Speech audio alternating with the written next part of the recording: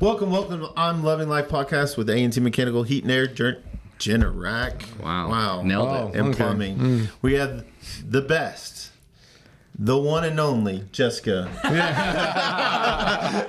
Totally tricked you there. Yeah. No. And there's Mike, the master plumber. Yeah. He lays the best pipe in town.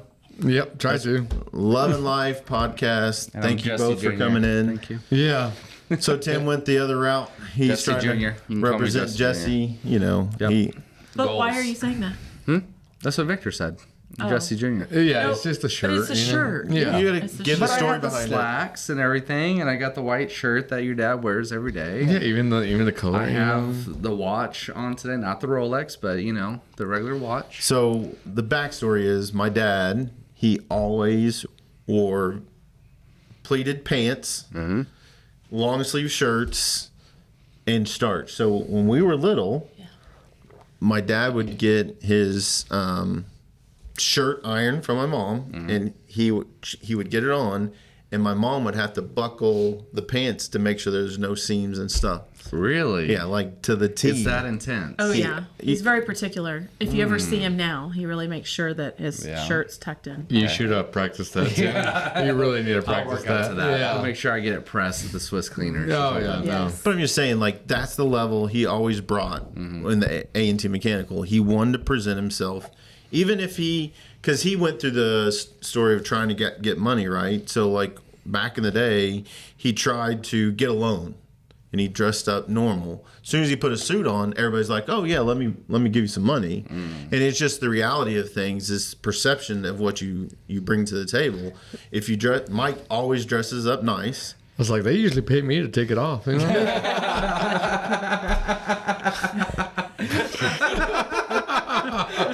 he had a point, and now he lost it, okay? Oh, Thank you, Mike. Thank you, Mike. You're welcome, But guys. Mike does dress very professional, because no plumber on the market does that right now. Like, they don't dress to look good and present themselves. They're like butt crack showing, t-shirt, Yep. and it's like showing the difference of what he wants to bring to the table. Just like my dad back in the day, he was like, "You dress nice no matter what." You had that instance going to the airport. You I was going to dress. read this out. Yeah. You dress the way you want to be. I mean, I present myself, I hope, very well around people, but reality is like, it does make a difference if you're wearing sweats or you're wearing a nice shirt that Yeah. you represent. So. Well, definitely, just being a business owner, you want to, represent the company as a whole. I mean, if you're trying to show butt crack and all that, you have to pay extra for that usually. But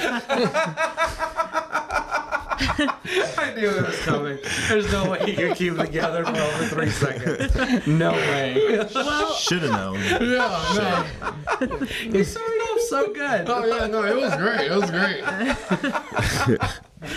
So Buckle up, Buttercup. right. Here we go. Here we This is go. the first podcast with all four of us in the same there room we Yes. go. at the same time. So it's it's really exciting time.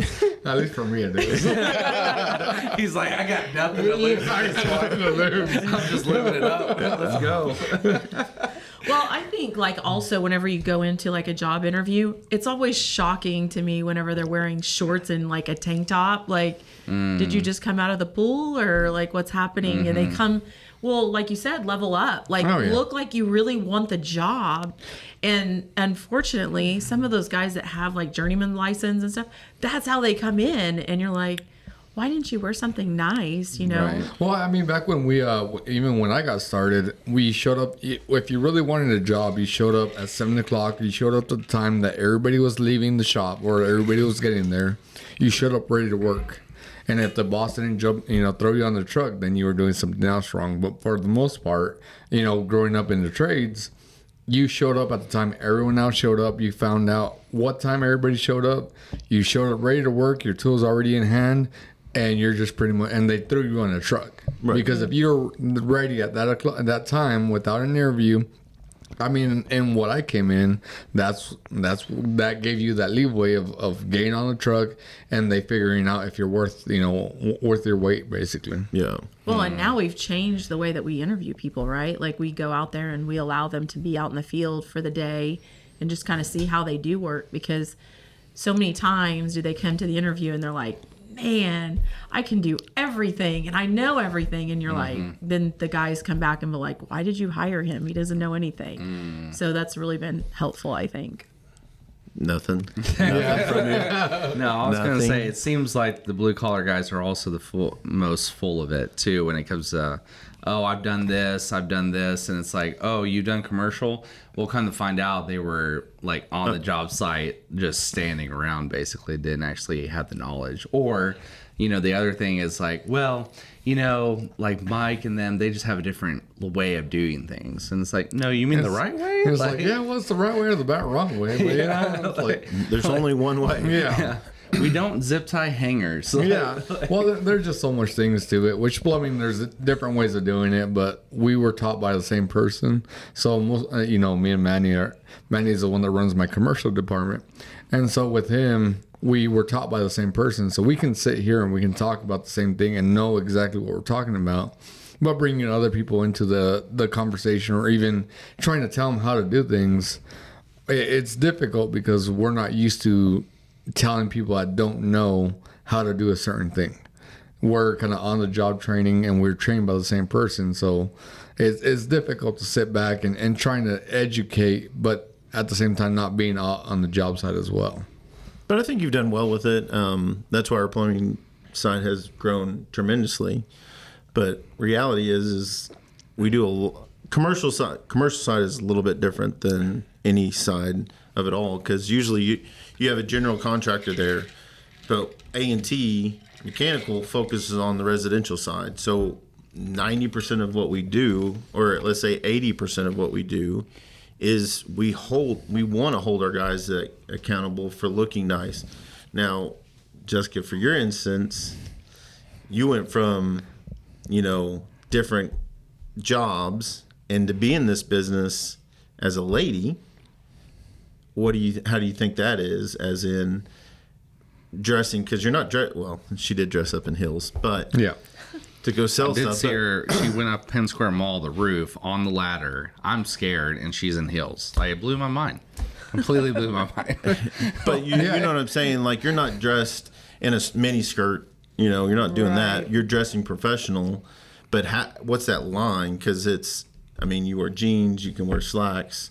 But isn't it blue collar? Like, we can wear slacks. Most of the guys Well, that you're are not in wearing the a field, mini skirt. no. Obviously. Not for free anyway. Mike will do it on request. On request. But I think, though, here we have a lot of casual. We're pretty casual here in the Right. office. But there are a couple ladies that do want to dress up and they want to look professional. And I think really it's how you really want to represent yourself. And if you are okay with being super casual, I mean, that's just, unfortunately, that's the way it goes. But for me, I do think that there is get ready. Take a second, don't just come walking into work like you just woke up out of bed and just put a shirt on. We all could do that, right? But it takes time. It takes that you actually want to look your best. I think that takes a lot, and I think that shows a lot of who you are when you come into the workplace. agree. So when you're with guys that are wearing sweatshirts and holy shirts that are all No, shirts that have holes in them. Not a holy Oh, shirt. yeah. These are sanctified shirts that have holes in them because they've gotten ripped by something or they caught it on fire or something. You think, oh, well, we can be casual too, but it's still, again, your own standards, right? Like for me, I set a standard for myself, right? And It's like, I don't know about you, but I wake up looking this good, so. I gotta work at this. Yeah. That's a lie. That's a straight up lie. I see you at 4 o'clock in the morning. It's okay. But Love and Life as a business, that's how we are able to bring it to the next level. We do care about how we present ourselves, especially people that are going to go. You're not going to sell a $400,000 job to somebody that looks like they just walked off the corner of the street. You're going to present yourself the best you possibly can.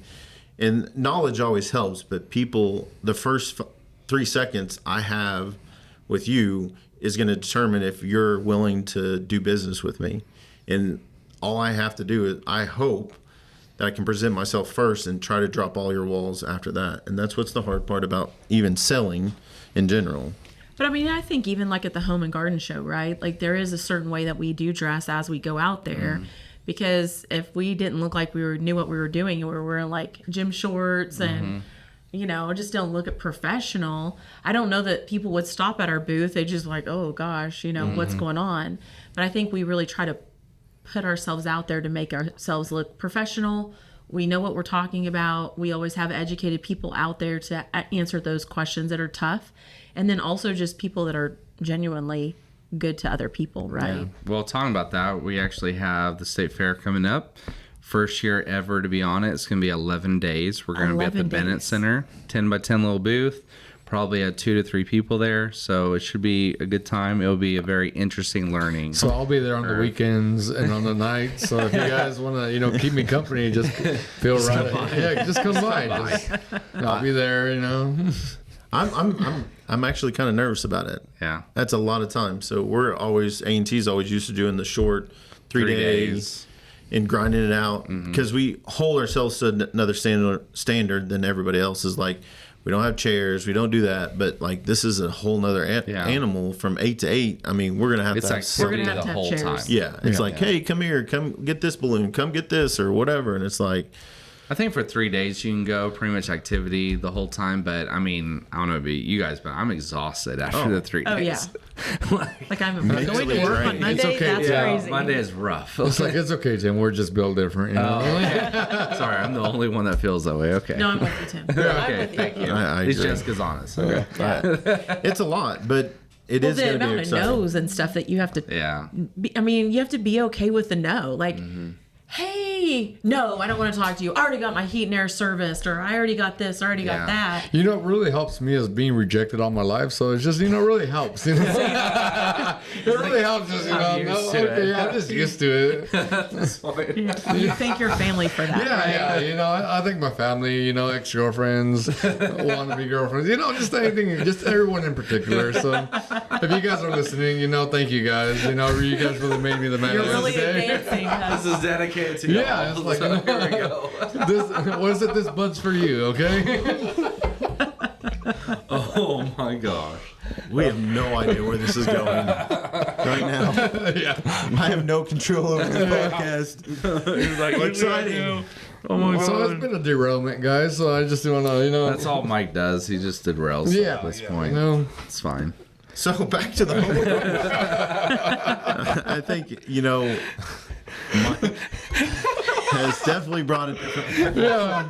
But let's be honest. So Mike has been with us for almost a year, starting maybe in a couple weeks. September. Like, Yes. 14th, actually. talk about Yes. a huge accomplishment for A&T Mechanical to a long actually year. have Yeah. someone that you can count on, Right. that shows up and actually, I hate to say, give a blank about it, and that means a lot to not only in our hearts as our company, because we couldn't have grown.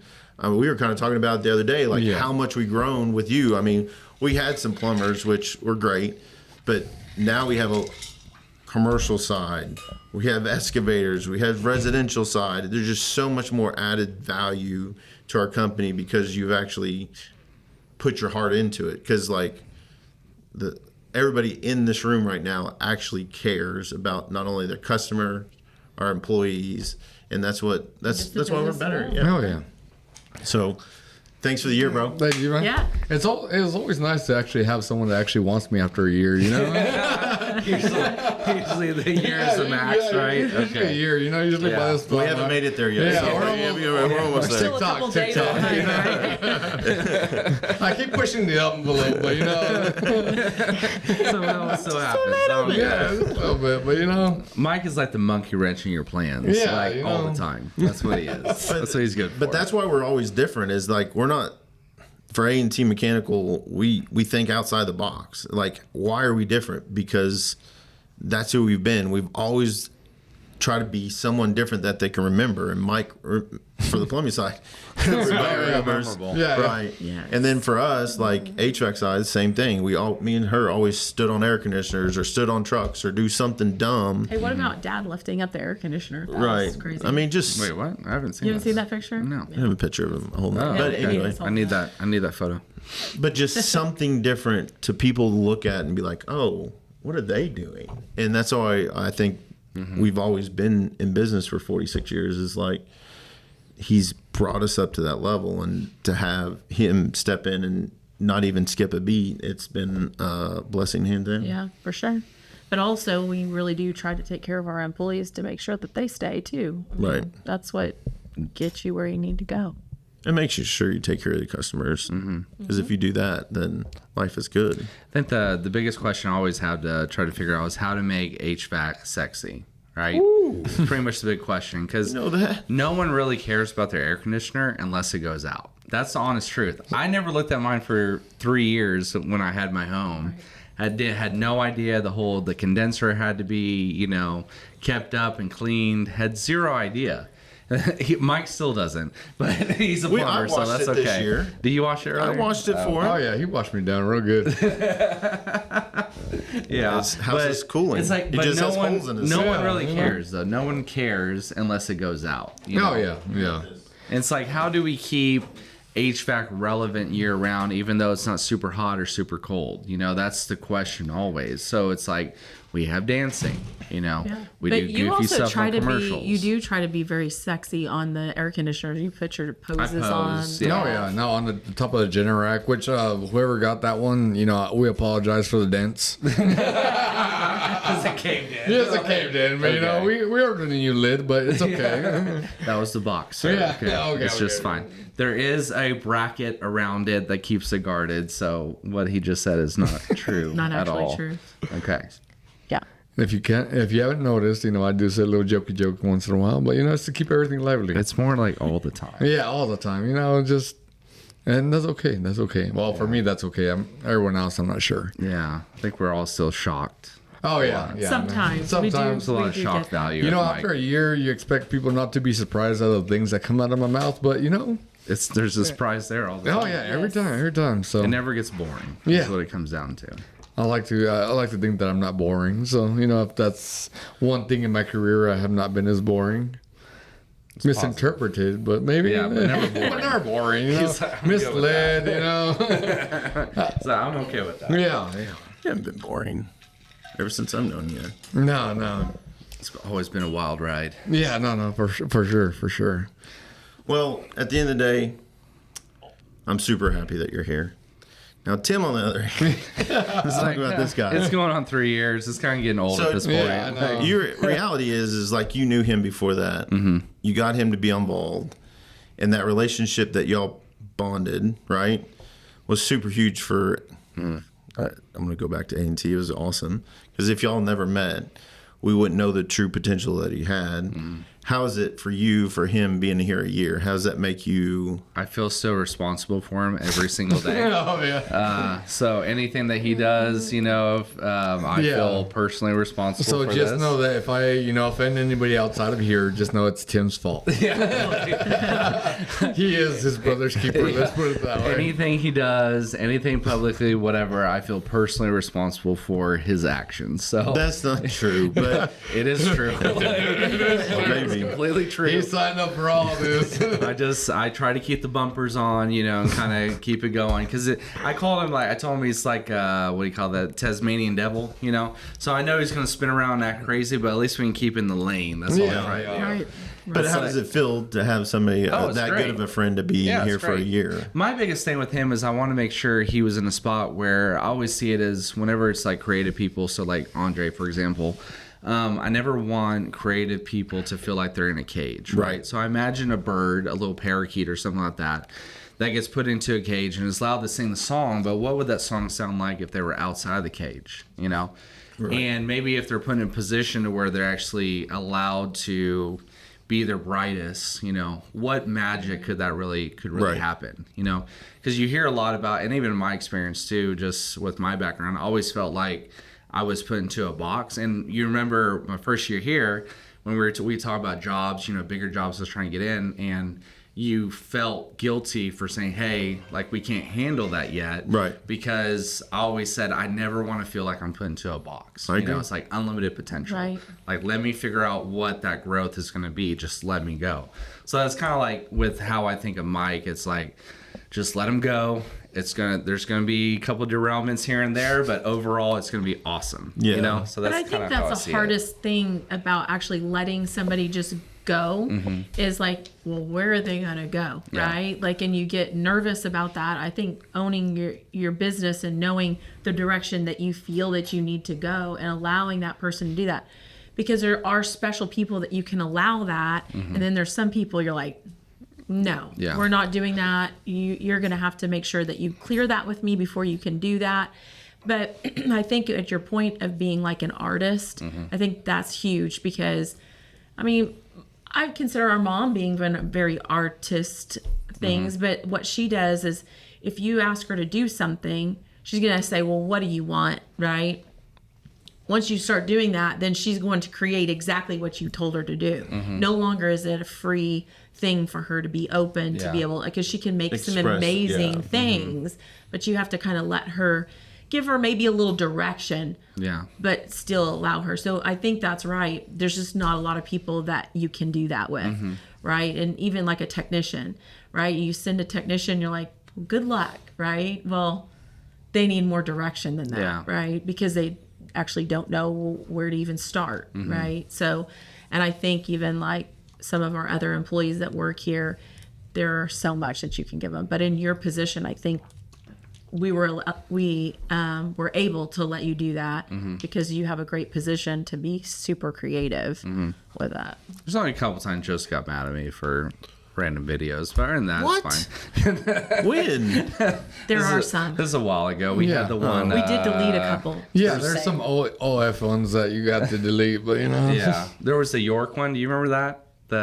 The York TM called because he was upset that I suggested that Linux was better than York. Oh. You remember this? I got super upset. I was like, man, these trade guys are really sensitive. Like, Yeah. Oh yeah. Like I haven't even had any backlash to anything. not yet. And this guy has like Yeah. wow. No, so that's been a learning experience, for sure. But I think it really depends on the person too. Some people need like absolute freedom to like really flourish, and some people need maybe a little bit of a guideline, right? And I see it as like, okay, so what's the overall vision of where we're trying to go? I agree. And you got to be able to see yourself in it at your max potential, or else you're going to be very dissatisfied and you're going to end up at a spot to where you feel capped out. Where it's like, no. You've got to see that vision, buy into it. And for me, it's like, if I'm not able to sell that vision to somebody, I didn't do my job. Right. You know, because that's what That's it a leader, is. though. Yeah. And it's like hard. selling vision. You Right. have to. Right. But even like now, you're actually having a little bit of problems, like because we take some videos Uh-oh. at some of the homes, right? Yep. And that has been very difficult because you're wanting to actually show what kind of work we do. You want to show value of what we do.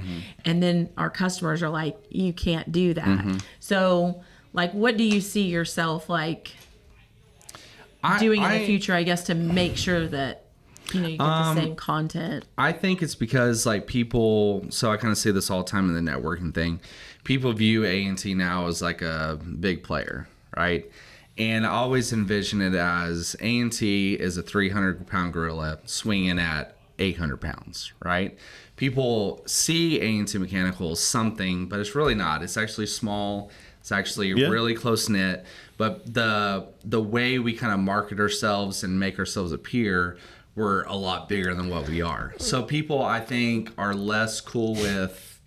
I think they're okay with like a little, what they view as like a little company doing some stuff. But whenever you look bigger to them in their mind, then they're less, you know, friendly to what you're trying to do. And all you're really trying to do is be transparent and educate. That's the whole goal of it, you know, Right. from a content standpoint.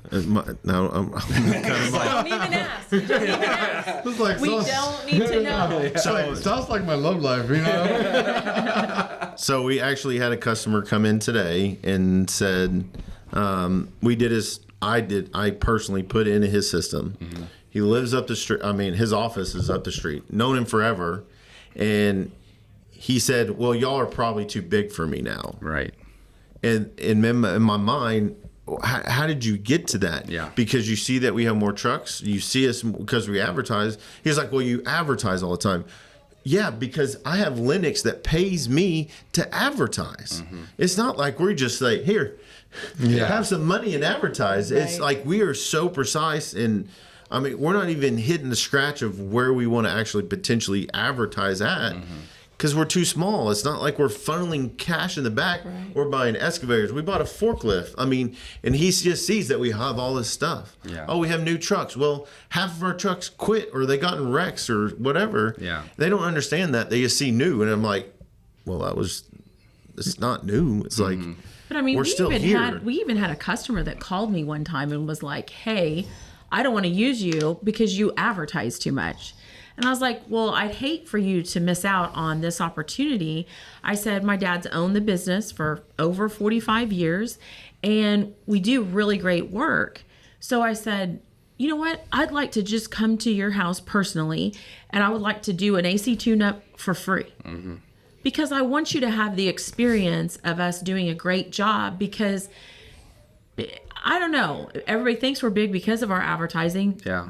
but we're still trying to get that customer. And it is very important to us to have that connection with that person so that they feel like they're value to us, because every single customer means something to us. And we do care about what their experience is. Bad, good, whatever, we want to take care of that customer. Our intention is not to go and do shoddy work or be dissatisfied and you call my office and you're dissatisfied. I'd rather you call me and say, "Hey, I didn't like that experience. Let me fix it." Yeah. Because I'm going to fix it. It's just like going to a restaurant. You don't do like, "Well, my steak's too rare." And you don't say anything. I don't do it. You So- say something? Because of Waiting, the movie Waiting with Ryan Reynolds. Don't do it. Yeah. And that's just, Really? Oh, No. absolutely. I want to give the guy an opportunity to make it better. But that's different. It's not the chef. Yeah. It's the waiter. Like, yeah, he can have all the respect, but if the cooks in the back said it was medium and they cooked it medium well, it's beef jerky, well, it's beef jerky. I just won't order a steak again. well, But missed opportunity. if the waiter is giving me the experience that I want, saying, "Hey, here's your salad, here's your drink. Oh, this is halfway full. Already topped it off. Hey, let's go." I mean, the experience with him, the food was crap. Well, let's try something different next time. Yeah. Well, it's kind of different with HVAC because if they had that bad experience with that technician, there's only a couple of reasons why they had a bad experience. Either they feel like they taking advantage of them, or it didn't happen. It didn't work the way we told them. But for us as technicians, for me, I've always said, "Hey, it's how you set the table." If I tell you, Mike, "Hey, your capacitor's bad," but I don't say there's a reason why that capacitor is bad, but I don't know yet until I fix the capacitor. It could be the condenser fan motor or the compressor, but at the end of the day, I'm going to change this capacitor out, and then I'm going to evaluate the system afterwards. I set the table so the homeowner knows there's still something ready. Right. There's something wrong. I put the capacitor in, it starts. Well, I check the amps, check the ohms. Hey, this is over amping. So technically, it's not the capacitor, but it went out. But that condenser fan motor is about to pop too. You might have it for a couple of days, but that's been taught me for 26 years. Like, it's hard to relay that information to a tech that's learning for a couple of years, but you have to set the table. You have to set the table at the beginning of the first phone call for our guys to go, "Hey, hey, Mr. Jones, thanks for calling A&T Mechanical. This is Joseph. How are you?" "Oh, I'm not very good. My system's down, or my plumbing's backed up."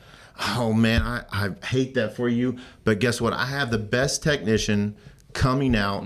What time is good for you?" "Oh, 3 o'clock. Well, I don't have 3 o'clock. I could go maybe 4:30 or maybe tomorrow. What's better for you?" Let's go tomorrow."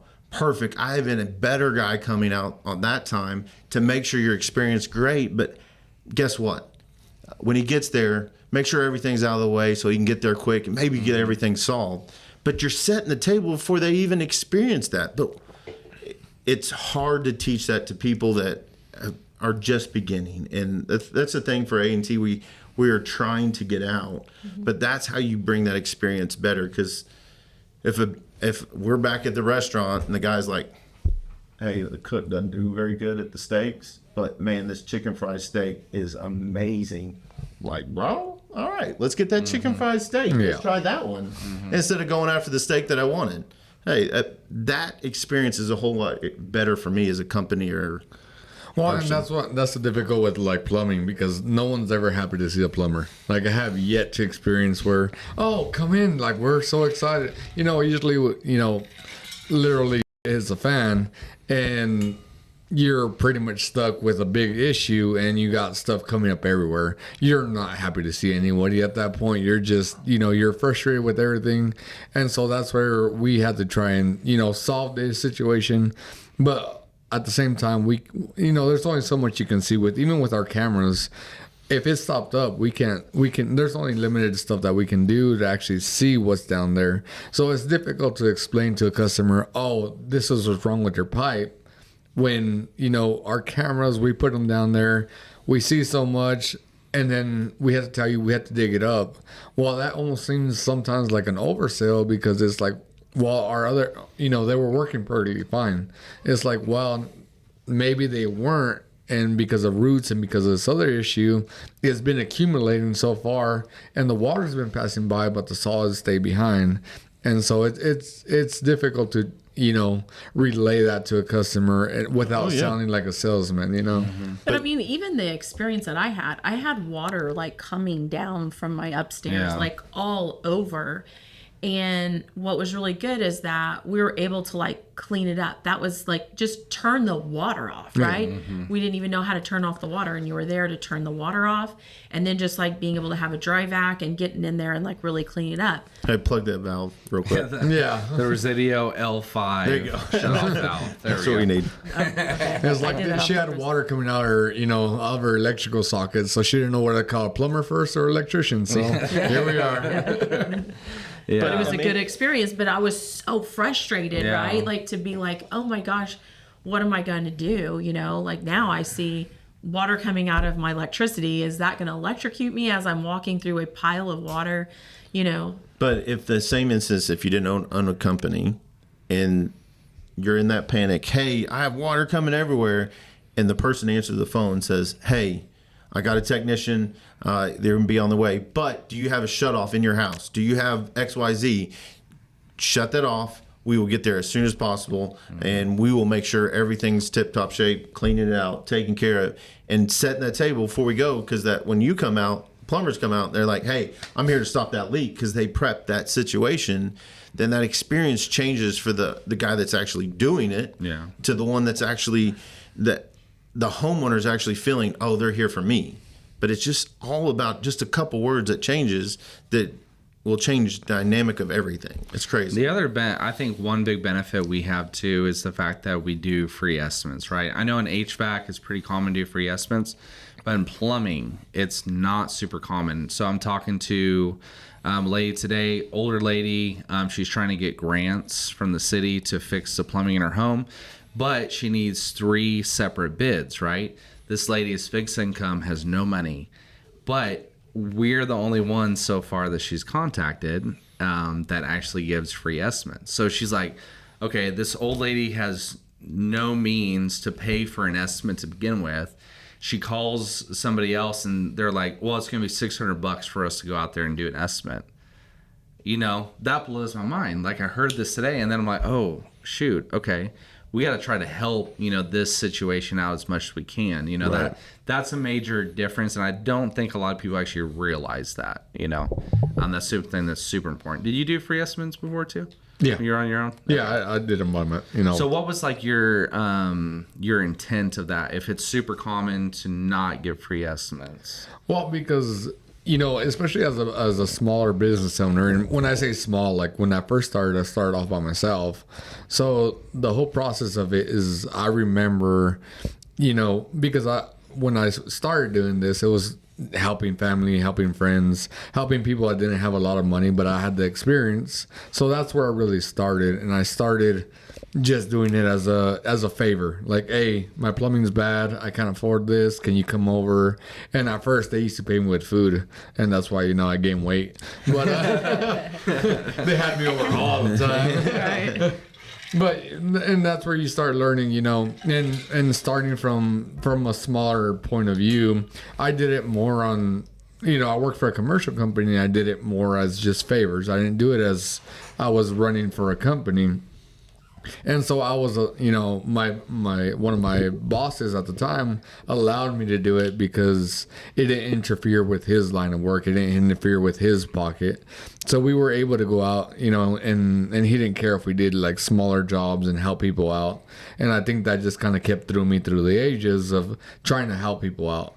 Because I kept hearing horror stories of people charging them, thousands of dollars or even just hundreds of dollars. And, when you're going through, I guess what they called the recession at the time, I was like, man, I've been depressed for a while, but no one cared.